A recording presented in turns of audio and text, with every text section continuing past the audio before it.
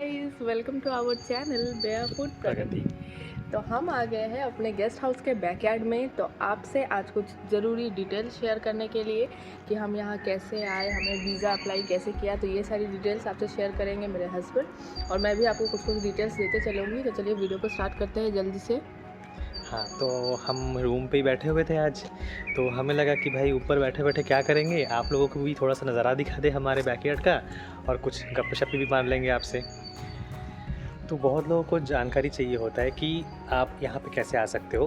Basically आपका visa process कैसे होता है, या यहाँ पे आने का पहले का प्रोसेस क्या है, यहाँ पे आने के बाद का प्रोसेस क्या है। तो आज हम आपसे शेयर करेंगे पर्टिकुलरली यहाँ पे आने का पहले का प्रोसेस, मतलब वीज़ा का प्रोसेस। अब होता क्या है कि बहुत लोग एज ए स्टूडेंट आते हैं, बहुत लोग जॉब सर्च करने के लिए आते हैं यहाँ पे, बहुत लोगों को जॉब मिलता है देन वो आते हैं यहाँ पे। बहुत कोई ट्रैवल वीज़ा पे आते हाँ, हैं, बहुत कोई ट्रैवल वीज़ा पे आते हैं। फैमिली रियूनियन वीज़ा हाँ, पे। तो बहुत लोग क्या करते हैं, पति-पत्नी या फैमिली साथ में आते हैं। बहुत लोग ऐसे हस्बैंड हो गया या वाइफ़ हो गए, पहले जाते हैं जॉब पे, फिर अपने हस्बैंड और वाइफ़ या फिर अपने बच्चों को बाद में बुलाते हैं। तो डिफरेंट काइंड्स ऑफ वीज़ाज़ है, तो उसी रिलेटेड हम आपसे बात करेंगे। तो फिलहाल हम यहाँ पे शेयर करेंगे कि हम कैसे आए, हम किस वीज़ा पे आए, और क्या क्या डिटेल्स, ये सारी चीज़ें शेयर करेंगे। तो अगर बाकी चीज़ों को भी आपको जानना है, family reunion visa, student visa कैसे होता है, तो ये सारी चीज़ें आप हमें कमेंट करके बता सकते हैं। तो इनके बारे में भी हम वीडियो बनाएंगे, बट अगर आप कमेंट करते हैं तो हम उस वाइज सीक्वेंस वाइज हमें आपको एग्जैक्टली बताएंगे पता चलता है कि ताकि आपको क्या पहले जानना जानना है। है। हाँ। तो फिलहाल हम आपको अपने बारे में बताते हैं, उसके बाद भी हम सारी डिटेल्स यहाँ पे शेयर करेंगे आपको कि कैसे बाकी वीज़ाओं का प्रोसेस होता है, और प्लस यहाँ पे आने के बाद क्या करना पड़ता है, जैसे हम अभी फ़िलहाल क्या कर रहे हैं। तो ये सारी चीज़ें हम आपको बताने वाले हैं। तो जो हम बातें कर रहे थे आपसे कि बहुत टाइप ऑफ वीज़ाज़ होता है, जैसे स्टूडेंट वीज़ा हो गया, स्पाउस या फैमिली रियूनियन वीज़ा हो गया, स्पाउस वीज़ा हो गया। Travel visa. हाँ, तो दो टाइप ऑफ वीज़ा होता है। एक होता है शॉर्ट टर्म वीज़ा, जो आप या तो मान लीजिए आपको इंटर्नशिप करना है या फिर घूमने आ रहे हो, तो that is called Schengen visa, जो आप मतलब 90 डेज़ के लिए आपको मिलता है। और एक होता है नेशनल वीज़ा, आप लॉन्ग टर्म स्टे के लिए आते हो यहाँ पे, जैसे कोई जॉब करने आ रहा है या कोई किसी का कॉन्ट्रैक्ट है जॉब पे 2-3 साल, तो उसके लिए लगता है आपका नेशनल वीज़ा या डी वीज़ा बोलते हैं उसको। तो उसके लिए आपको पर्टिकुलर जिस देश में आपको जाना है, ईयू या फिर आई मीन यूरोपियन यूनियन में, तो उस देश का आपको वीज़ा करना पड़ता है। जैसे जब हमारे केस बताता हूँ हम क्या है, हमें क्या है कि मैंने पीएचडी किया इंडिया से, उसके बाद मुझे पोस्ट डॉक ऑफ़र हुआ यहाँ से, जर्मनी से। तो यहाँ पे आने से पहले I already had a job offer कि मुझे यहाँ पे जॉब ऑफ़र किया गया है, तो मुझे इनका एम्प्लॉयमेंट जो इनका कॉन्ट्रैक्ट है वगैरह वगैरह मेरे पास सब डिटेल्स थे। तो इतना हमें उतनी दिक्कत नहीं हुई चीज़ों को लेके। एक मेन इशू ये था कि जैसे होता है ना कि जो जॉब पे आते हैं यहाँ पे जर्मनी में, वो यहाँ पे आते हैं पहले, उनका सारा डॉक्यूमेंटेशन होता है। उसके बाद क्या होता है, वो अपने जो स्पाउस है या अपने फैमिली है उनको बुलाते हैं यहाँ पे। फैमिली रियूनियन उनको उसको कहते हैं फैमिली रियूनियन वीज़ा। तो उस पे ना टाइम लग जाते हैं, मतलब आप पति पत्नी साथ में नहीं आ सकते।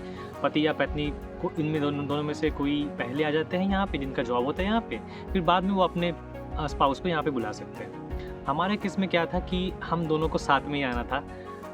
तो इसका जो डिटेल्स है कि आप कैसे आ सकते हो, क्या पर्टिकुलर वीज़ा आपको अप्लाई करना पड़ेगा, इसका कैसे अप्लाई करना है, कैसे अप्लाई बेसिकली करना है, ये आपको कहीं पे भी अवेलेबल नहीं था हमारे केस में। मतलब हमें मिल ही नहीं रहा था ना, ऑनलाइन मिल रहा हाँ, था, जैसे या सोशल कोई मीडिया में कहीं पे भी नहीं था। फ्रेंड्स भी वैसे नहीं थे नहीं जिनका थे, केस ऐसा हमारे ऐसा। जैसा हो। हाँ, तो जैसे जर्मन जो एम्बेसी है इंडिया में, उनका जो वेबसाइट है वहाँ पे भी ऐसे डिटेल्स अवेलेबल नहीं था। और जो VFS ग्लोबल है, जो थर्ड पार्टी है, जो इंडिया के मतलब जो बाहर के जो आपके जो वीज़ाज होते हैं रिलेटेड कंट्री, काम वो सारे काम करते हैं, उनके पास भी ऐसा कोई ऑफिशियल जो भी है डिटेल्स अवेलेबल नहीं थे। तो हम बहुत उस टाइम पे मतलब कश्मकश में थे कि हम क्या करें, क्योंकि अगर हम दोनों अलग अलग वीज़ा अप्लाई करते हैं तो शायद ऐसा हो कि मुझे मिल जाए पहले वीज़ा और इनको आने में 6 महीना या 7 महीना लग जाए। But we didn't want that कि भाई ऐसा हो सिचुएशन। तो हमने क्या किया पहले कि हमने बहुत लोगों से बात करी, पर किसी को कुछ भी आइडिया नहीं था। तो मैंने अपने जो यहाँ पे एम्प्लॉई है, तो इनको भी मैंने ये किया, अप्रोच किया कि ऐसे कुछ आपके थ्रू हो सकता है क्या, आप एम्बेसी में कुछ मेल फॉरवर्ड कर सकते हैं क्या। तो उन्होंने भी कुछ ऐसा कुछ नहीं बोला हमें कि हम ऐसे कुछ नहीं कर सकते। तो हमने क्या किया, हमने डायरेक्ट जो है एम्बेसी में हमने मेल किया कि सिचुएशन हमारा ऐसा है कि हमें दोनों को साथ में जाना है, और मेरे पास ऑलरेडी जॉब ऑफ़र है और वहाँ पे जाके मैं गेस्ट हाउस बुक करूँगा, तो I already will be have an accommodation कि जहाँ पे हम लोग रुक सकते हैं। तो हमें एक अर्लीस्ट पॉसिबल डेट दीजिए ताकि हम दोनों जाके आपके वहाँ पे एम्बेसी में वीज़ा के लिए अप्लाई कर सकते हैं। और कौन से वीज़ा है ये भी बता दीजिए हमें, क्योंकि मेरे लिए मुझे पता है, मेरे लिए या तो हाई स्किल्ड जो वर्कर है उसका वीज़ा लगता, या तो जो गेस्ट साइंटिस्ट या रिसर्चर वीज़ा उसके थ्रू में जाता था, क्योंकि मैं जॉब कर रहा हूँ पर मैं यहाँ पे as a highly skilled job profile उसमें आता ही है, तो मैं गेस्ट साइंटिस्ट या रिसर्चर वीज़ा में भी आ सकता था यहाँ पे। इसके लिए मुश्किल था क्योंकि स्पाउस वीज़ा नाम का कोई as it is visa available नहीं था उस टाइम पे। और स्पाउस रियूनियन वीज़ा में क्या होता है कि मैं पहले आऊँ यहाँ पे, फिर 6 महीने बाद इनको मैं बुला सकता था, तो फिर काफ़ी लॉन्ग टाइम हो हाँ, जाता, लॉन्ग टाइम प्रोसेस था। तो हम दोनों ने जॉइंटली मेल किया एम्बेसी में कि हमारा सिचुएशन ये है और हमें कोई अर्लीस्ट पॉसिबल डेट दीजिए ताकि हम जाके अपना जो सारा डॉक्यूमेंट है वो अवेल कर सके। ऊपर से ना वेबसाइट में अर्लीस्ट पॉसिबल डेट नहीं मिल रहा है हम लोगों को, डेट्स मिलना ही मुश्किल है। मतलब हम कहाँ जाने वाले थे? दिल्ली। दिल्ली। मतलब हमारा जो था जो आधार कार्ड का डिटेल्स उसके थ्रू हमारा पड़ता है दिल्ली पासपोर्ट। तो ये भी मैं आपको बता दूं, अगर आप वीज़ा कर रहे हो ना तो अलग अलग जोन का अलग अलग ऑफिस होता है। जैसे आप वेस्ट बंगाल या ईस्टर्न साइड में या उड़ीसा में रहते हो तो आपको कोलकाता जाना पड़ेगा वीज़ा के लिए। आप दिल्ली, हिमाचल, राजस्थान लिखा हुआ है प्रॉपर कौन कौन स्टेट्स के लिए क्या कौन सा आपका वीज़ा ऑफिस जाना पड़ेगा। तो हम लोग और ऊपर मतलब ऐसा नहीं कि आप कहाँ का आपका डॉक्यूमेंट है, मीन्स कहाँ आपका जो रिसेंट जो आपका आधार एड्रेस है वो आप किस स्टेट का है उसी अकॉर्डिंग आपको उस ऑफिस जाना पड़ेगा। दो हम वेस्ट बंगाल से हैं, हमारा मतलब आधार कार्ड का एड्रेस वहीं का था। फिर हमने क्या किया कि कुछ कारणों के चलते हम कानपुर में, मैं IIT कानपुर से PhD किया है मैंने, तो हम दोनों का आधार कार्ड हमने चेंज कराया था कानपुर से, तो हमको जाना पड़ा दिल्ली। मतलब वो हमारे लिए फिजिबल था कानपुर टू दिल्ली जाना। तो खैर हमने अब हो गया, फिर हमने मेल किया। हाँ, हमने मेल किया वहाँ पे, तो डेट्स नहीं मिल रहे थे इसलिए मैंने मेल किया कि हमें डेट्स दे दीजिए एक। तो 2 हफ्ते तक तो कुछ भी नहीं आया। VFS पे मैं कॉल किया, उनके पास से भी कोई जवाब नहीं आया। तो 2 हफ्ते बाद उन्होंने मेल बैक किया है कि ऐसा ऐसा डेट है, इस प्रोबेबल डेट में क्या आप आ सकते हैं वीज़ा प्रोसेस के लिए, कि आप इस डेट पे खाली हो या हाँ। तो और मैंने क्या किया था इन बिटवीन मतलब वो VFS ऑफिस वालों ने फ़ोन किया था कि आपका मेल हमें आया है, मतलब एम्बेसी वालों ने हमें कांटेक्ट किया है कि ऐसा ऐसा एक सिचुएशन है, तो हम आपको इस डेट पे स्लॉट दे सकते हैं, तो क्या आप इस डेट पे अवेलेबल हो कि नहीं हो। हाँ, और इन बिटवीन द टाइम हमने क्या किया था ना कि मेरे जो यहाँ पे जो इंस्टीट्यूट है उनके जो मेरा ऑफर लेटर था, इन्विटेशन लेटर था, उसमें मैंने इनका नाम भी ऐड कर दिया था कि as a spouse she will be accompanying me throughout my journey. और जो गेस्ट हाउस मैंने बुकिंग किया था तो इनके नाम भी डाल दिया था कि ये भी रहेंगे मेरे साथ। तो ये सारे डॉक्यूमेंट हमने शो किया और मैंने मेल में रिप्लाई किया कि हम दोनों को ही स्लॉट चाहिए और इज़ इट पॉसिबल कि एक ही स्लॉट में हो जाए। कभी कभी क्या होता है ना, आप अलग अलग स्लॉट में जाते हो दोनों, तो एक का आगे एक का बाद में आता है वीज़ा। तो इसको भी हमको डर था कि भाई मेरा पहले आ जाए, इनका पहले आ जाए, इसका पहले आ जाए, फिर हम कैसे जाएंगे दोनों साथ में। तो हमने प्रॉपर लिखा उसमें कि हमें दोनों को साथ एक ही स्लॉट में हमें चाहिए, इज़ इट पॉसिबल। तो उन्होंने खैर हमारा तो ये इनकरेज किया, मतलब एंटरटेन किया है इस चीज़ को, और उन्होंने मेल बैक किया था कि ठीक है आप इस डेट पे इस टाइम पे अपने डॉक्यूमेंट्स लेके आ जाना। तो अब हम आपको बताएंगे कि क्या क्या डॉक्यूमेंट्स चाहिए होता है।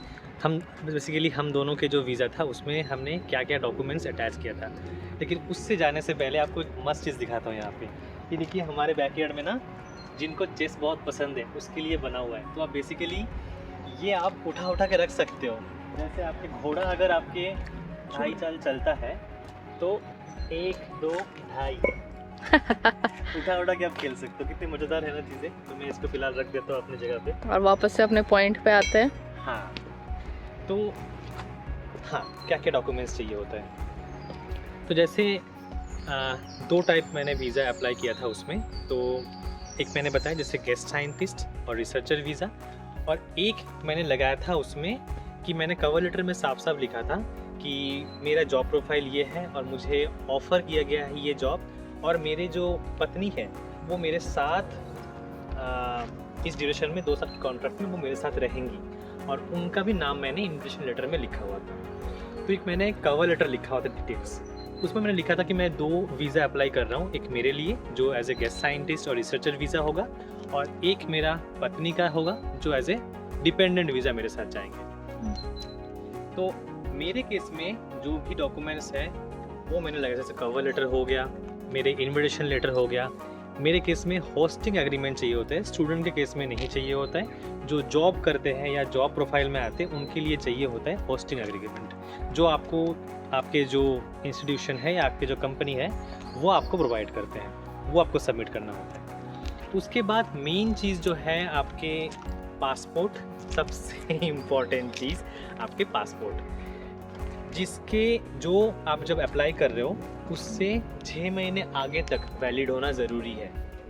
ये दोनों के केस में, जैसे मेरे केस में और इनके केस में। उसके बाद मेरा लगा था जो मार्कशीट्स है, मींस आपके जो डिग्रीज़ है, बैचलर, मास्टर्स, डॉक्टरेट का, इन सब का डिग्रीज़। उसके बाद मेन जो चीज़ है वो आपको ऑनलाइन एक फॉर्म फिलअप करना होगा, जिसको कहते हैं हम लोग एप्लीकेशन फॉर्म, इसको कहते हैं वीडेक्स, VIDEX। आप ऑनलाइन पोर्टल में जाके फॉर्म फिलअप कर सकते हो। उसके बाद चाहिए होता है आपके बायोमेट्रिक फ़ोटोज़, पर नॉर्मल जो पासपोर्ट साइज़ फ़ोटो है वो नहीं चलेगा। आप किसी भी इसमें ना आपके डॉक्यूमेंट्स में दिया रहेगा किस साइज़ का आपका चाहिए, क्या रेजोल्यूशन होना चाहिए, इनका एक स्पेसिफिक डिटेल है कि आपके फ़ोटो कैसा होना चाहिए। तो ये आपको उनके साइट में मिल जाएगा। आप कोई भी जो शॉप है, स्टूडियो है, वहाँ पे जाके बोल सकते हो ये रिक्वायरमेंट्स है, तो आपको फ़ोटो खींच के दें। उसके बाद मेरे केस में जो गेस्ट साइंटिस्ट और रिसर्चर वीज़ा है, इसमें आपको एक CV प्रोवाइड करना होता है, जो करिकुलम वाइटा और रिज्यूमे बोलते हैं हम लोग। इसमें आपका पूरा प्रोफाइल, आपकी एजुकेशन प्रोफाइल, आपकी जॉब प्रोफाइल, आपने क्या किया है नहीं किया है, सारे कुछ लिखा रहता है। उसके बाद आपको चाहिए एक ट्रैवल हेल्थ इंश्योरेंस, क्योंकि आप यहाँ पे आके हेल्थ इंश्योरेंस लेंगे उसमें टाइम लग जाता है। पर ड्यूरिंग दी जो शेंगन वीज़ा में होता है कि जब आप ट्रैवल करने आते हो आपको 3 महीने के लिए वीज़ा मिलता है, और इन 3 महीने के लिए आपको कुछ भी होता है तो आपके कोई जो एजेंसी है, इंश्योरेंस वाले हैं, वो आपके जो चीज़ें हैं, जो खर्च एक्सपेंसेस है, मेडिकल एक्सपेंसेस, कुछ भी हो गया आपको उसका ज़िम्मा उठाते हैं। तो आपको एक हेल्थ इंश्योरेंस लेना पड़ेगा 3 महीने के लिए, और यहाँ पे आके आप वो चेंज कर सकते हैं आपके जब लॉन्ग टर्म हेल्थ इंश्योरेंस होगा आपके और आपकी फैमिली का। उसके बाद चाहिए होता है आपका वीज़ा फ़ी, जो आई थिंक 6700 कुछ हमने प्रोवाइड किया था। हो सकता है वो टाइम टू टाइम चेंज हो।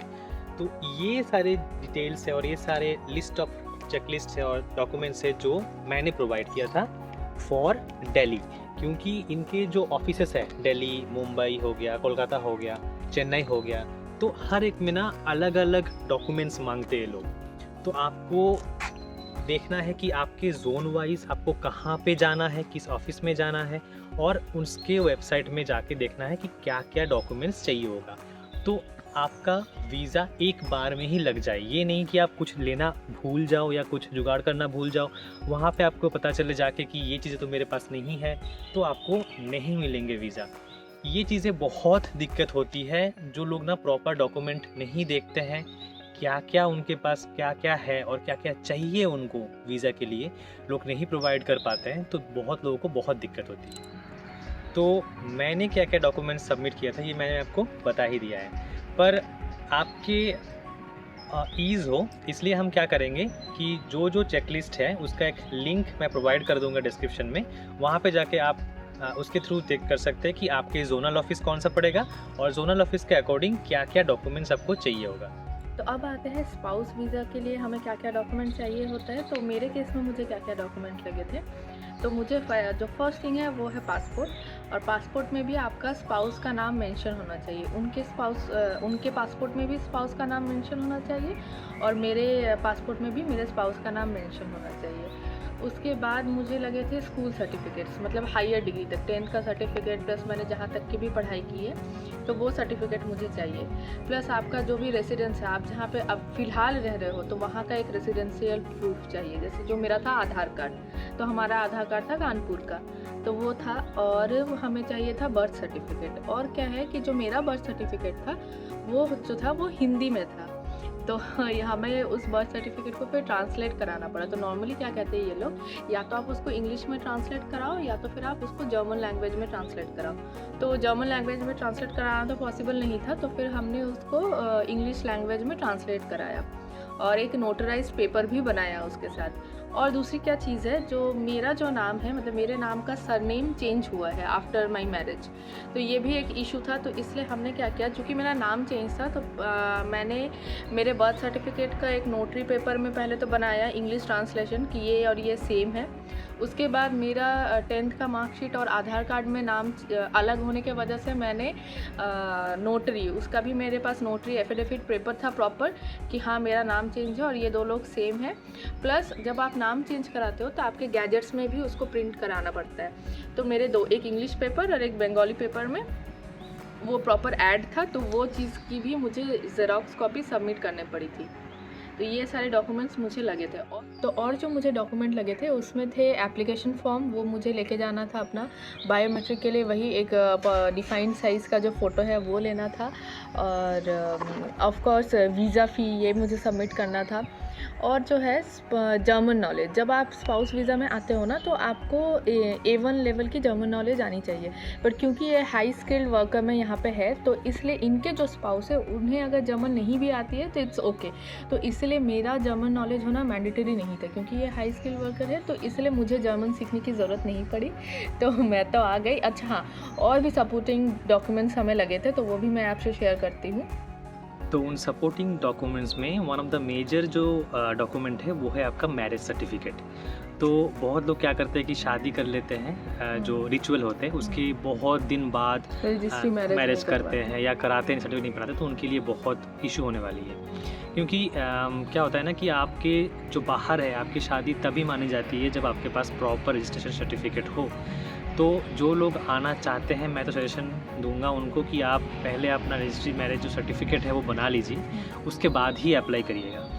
और मतलब और भी रास्ते हैं, बट वो बहुत ट्रिकी है, मतलब जनरली वैसे होती नहीं, वैसे हमारे चीज़ें काम नहीं करती, तो आपको आप बताते हैं फिर। हाँ, तो उनमें से एक है कि अगर आपके पास सर्टिफिकेट नहीं है, अगर आप सिख हो तो गुरुद्वारे से, आप अगर हिंदू हो तो आपके टेम्पल प्रीस्ट जो क्या बोलते हैं उसको हिंदी में, पुजारी जो होते हैं, जो पंडित जी शादी कराते हैं, तो उनका एक सर्टिफिकेट लगता है। अब आई डोंट नो इंडिया में कोई सर्टिफिकेट देता होगा भी, सर्टिफिकेट कैसे देंगे वो लोग, आई डोंट नो। तो उसमें ना साफ साफ लिखा है कि मैरिज सर्टिफिकेट है तो मैरिज सर्टिफिकेट, अगर आपकी रिचुअल शादी हुई है और मैरिज सर्टिफिकेट नहीं है तो आपकी पंडित जी से भी आपको सर्टिफिकेट चाहिए होता है। और ख़ास करके ना आप याद रखिए कि जो मैरिज रिचुअल्स हैं उनके फ़ोटोज़ मस्ट है, आपको देना ही है। जैसे हो गया फेराज हो गए, जो फेरे होते हैं हम लोग 7 फेरे हिंदू मैरिज एक्ट के लिए, तो उनके जो 7 फेरे होते हैं वो आपके उसके फ़ोटोज़ चाहिए।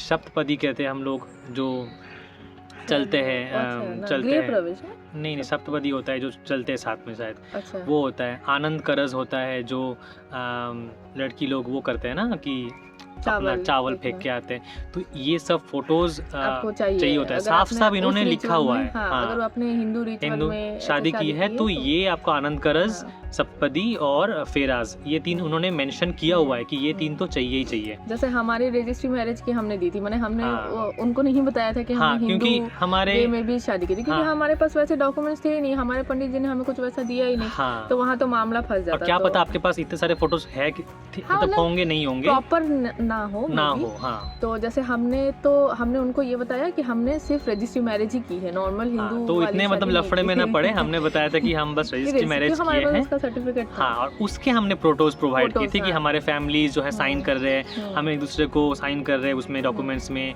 और माला पहना रहे थे, जयमाला, तो उसके हमने फोटोज प्रोवाइड की।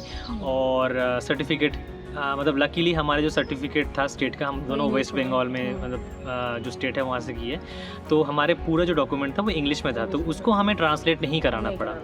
आपके पास कोई भी डॉक्यूमेंट अगर विदाउट इंग्लिश और कोई लैंग्वेज में है, जैसे हमारे बहुत सारे नेटिव लैंग्वेज होते हैं इंडिया में, गुजराती, मराठी, उड़िया या हिंदी, बंगाली, तो आपको या तो जर्मन या तो इंग्लिश में उसको ट्रांसलेट कराना है। तो हमने बस अपना इनका जो बर्थ सर्टिफिकेट है वो कराया था, और मेरे बर्थ सर्टिफिकेट तो हालांकि इंग्लिश में ही था तो उसको ज़रूरत नहीं पड़ी।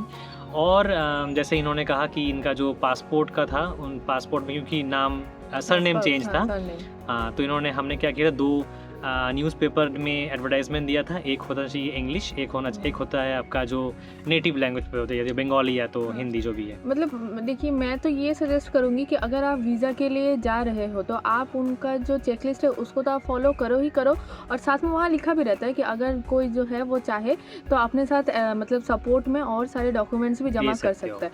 तो बेटर कि आप अपने सारे डॉक्यूमेंट्स का जेरोक्स कॉपी लेके जाओ। और आप अगर वो नहीं भी लेते, जैसे हमारे केस में भी बहुत सारे डॉक्यूमेंट्स वो कहते हैं नहीं ज़रूरत नहीं है, लेकिन हमने उन्हें कहा कि हम तो एडिशनली जमा दे सकते हैं, तो आप ये जमा रख लो, क्योंकि ना फिर वो क्या होगा, फिर वो आपको फ़ोन करेंगे, फ़ोन करके बोलेंगे ये डॉक्यूमेंट्स नहीं है, आप इसे पहुंचाओ, फिर से आप शायद अपॉइंटमेंट लो उसके लिए, फिर से आप 6,700 रुपये दो। तो बेटर है कि आप अपने सारे डॉक्यूमेंट्स लेके जाओ, जो भी आपको लगता है लग सकता है चेकलिस्ट के बाद भी अपने से आप दे दो, वो वहाँ जमा कर दो। बोलो कि नहीं आप जमा कर लो। जैसे क्या किया था, कवर लेटर उन्होंने बोला कि मत दो, कवर लेटर नहीं चाहिए, पर हमने दिया कि भाई मैंने पूरा अपना जो पर्पस है, मैं क्यों जा रहा हूँ, किस लिए जा रहा हूँ, ये क्यों जा रही है मेरे साथ, मैंने लिखा हुआ था ढंग से। तो क्या होता है ना कि सामने वाला बंदा जब पहला ही पन्ना वो पढ़ता है तो उसको दिमाग में रहता है कि ये बंदा किस लिए आ रहा है, आपका मोटिव क्लियर हो जाता है। तो इसलिए हमने वो जमा किया था अपने से। हाँ, मतलब आप दो, क्योंकि ये एक प्राइवेट ऑर्गेनाइजेशन है, तो इनका वो रहता है कि हम अगर कर पाए वैसे तो बार लोगों को घुमा पाए तो पैसे मिलेंगे। जब हम गए थे तो वहाँ पे हमने एक लंबा 3 घंटे एक जगह पे बैठ के हमने वेट किया था। तो ये भी काफ़ी फ्रस्ट्रेटिंग हो जाता है कि आप पूरे दिन ट्रैवल करके, जैसे हमारे केस में हम ट्रैवल करके गए थे, तो हम पूरे दिन कानपुर से ट्रैवल करके दिल्ली गए हैं, फिर वहाँ पे हमने लंबे 3 घंटे तक वेट किया, देन जाके हमारा नंबर आया। लेकिन हाँ, थैंकफुली हमारा सारा काम एक बार में ही हो गया। और लकीली बहुत लोगों का मैंने सुना है कि 15 दिन लग जाते हैं, वाइफ का आने में 2 महीना 6 महीने लग जाते हैं। मेरे केस में हम बहुत लकी थे हमारे केस में, क्योंकि एक तो मेरा जो प्रोफाइल था वो यहाँ के जो सिस्टम है उसके अकॉर्डिंग टू जर्मन कल्चर या जर्मन जो स्टैंडर्ड्स होते हैं, ये हाई स्किल्ड जॉब प्रोफाइल्स में आते हैं, और इसलिए ना हमको 5 दिन में मिल गए। गेस्ट साइंटिस्ट का प्रोफाइल जब गए भी थे तो उनके पास ना वो चेकलिस्ट ही नहीं थी, क्योंकि नॉर्मली जो वहाँ पे लोग थे वो लोग या तो family reunion, travel, student, MS करने जा रहे हैं, जॉब करने जा रहे हैं, ऐसे थे। तो जब हम गए तो उनके पास वो गेस्ट साइंटिस्ट वाला पूरा वो ही नहीं था, तो फिर वो चेकलिस्ट लेके आए और फिर उन्होंने चेक किया उसमें से।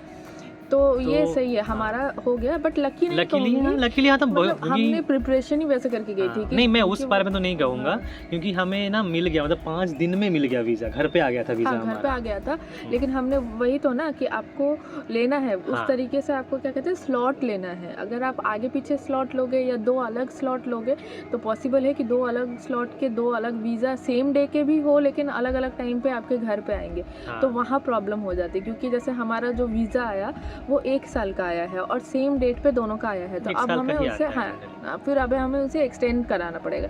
और यही अगर आगे पीछे आता तो फिर 1 महीने आगे 1 महीने पीछे का ऐसा प्रॉब्लम होता हमें बाद में, फिर 1 साल बाद। तो ये हमें प्रॉब्लम आगे भी फेस नहीं करना पड़ेगा। तो खैर, मुझे लगता है कि हम दोनों ने आप लोगों को इतना सफिशिएंट बता दिया है कि अगर आप अपने पति या पत्नी को ले आना चाहते हो साथ में ही, किस तरीके से आपको लाना है, तो इसका प्रोसेस यही है। हाँ, अब ये वेरी करता है, अब ये जॉब वीज़ा पे मतलब इनका जॉब पहले से था, अब कुछ लोग स्टूडेंट होके आते हैं, कुछ लोग जॉब ढूंढने। तो अगर आपको जानना है कि स्टूडेंट वीज़ा में क्या क्या डॉक्यूमेंट्स चाहिए होता है, कैसे अप्लाई करना होता है, या फिर आपके पास जॉब नहीं है, आप पढ़ने जा रहे हो, एमएस करने जा रहे हो, पीएचडी करने जा रहे हो, तो उसके लिए क्या वीज़ा क्या रिक्वायरमेंट है, डॉक्यूमेंट्स चाहिए होता है, या फिर आप लोग होते हैं ना कि जॉब ढूंढने आता है यहाँ पे, मतलब आप पहले आ जाओ, फिर आप जॉब ढूंढो, फिर आप जॉब पे यहाँ पे मतलब वो हो जाओ। तो उसके लिए भी, अगर आप जॉब ढूंढने आ रहे हो यहाँ पे, उसके लिए भी क्या क्या डॉक्यूमेंट्स चाहिए होता है। अगर आप ऐसे सिचुएशन में पड़े हुए हो तो आप कमेंट करके हमें बताइए कि आप किस कैटेगरी में आते हैं, आपके एग्जैक्ट रिक्वायरमेंट्स क्या है, तो हम आपको सजेस्ट कर पाए कि ये डॉक्यूमेंट्स हैं, ये लेके आप जाइए। तो क्या आपकी वो होता है कि चांसेस जो होता है वो हाई हो जाते हैं वीज़ा पाने का। हाँ, मतलब और आप एक हैसल फ्री तरीके से आप काम को कर सकोगे, क्योंकि किसी के पास भी जब वो बंदा जाने वाला होता है तो उसके पास ऑलरेडी बहुत सारे काम होते हैं, उनके अपने सारे पुराने काम बाइंड अप करना पड़ता है। तो अब बेटर है ये सारी वीडियो भी तो ये सारी वीडियो भी हम आपको बच्चे बन गए आज। तो ये सारी वीडियो भी हम अपने चैनल पे धीरे धीरे करके डालेंगे, लेकिन अगर आपको कोई चीज़ इमीडिएटली जाननी हो तो वो आप हमें कमेंट करके बताइए। और आपको कैसे वीडियो देखना है, क्या जानकारी चाहिए, क्या एग्जैक्ट जानकारी चाहिए, आप बेझिझक ना तो ये देखिए डिस्टर्ब कर रही है मुझे। तो आप बेझिझक कमेंट करिए और अगर अपने आपको हमारा कंटेंट अच्छा लगता है और हम अच्छे लगते हैं तो लाइक एक बार नीचे शेयर सब्सक्राइब और बेल नोटिफिकेशन को टिंगडिंग टिंगडिंग टिंगडिंग। बैलेंस हाँ तो जरूर करिए। तो आपको मिलते हैं नेक्स्ट ब्लॉग में, तब तक के लिए बाय बाय।